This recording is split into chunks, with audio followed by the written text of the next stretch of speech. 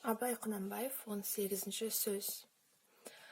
Адам баласына жыртықсыз, кірсіз, сыпайы киініп, һәм ол киімін былғап бұлжыратып кимей, таза кимек дұрыс іс. Ләкин өз дәулетінен артық киінбек. Киімі артық болмаса да, көңіліне қуат тұтып, тым айналдырмақ кербездің ісі. Кербездің екі түрлі қылығы болады.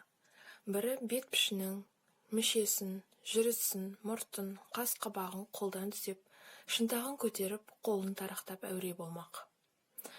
Біреуі атын, киімін айран шерім деп, солардың арқасында жұғымды сыпайы жігіт атанбаққа. Өзінен ілгерілерге елеулі болып, өзі қатарындағының ішін күйдіріп, ал өзінен кейінгілерге әттен дүние-ай, осылардың атындай ат мініп, киіміндей киім кигеннің не арманы бар екен?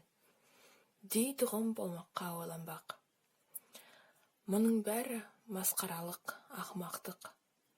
Мұны адам баласы бір ойламасын. Егерде бір ойласа, оның қайта адам болмағы қиын іс. Тегінде адам баласы адам баласынан ақыл, ғылым, ар, мінез деген нәрселермен озбақ. Онан басқа нәрсемен оздым ғой дегеннің бәрі де ақымақтық.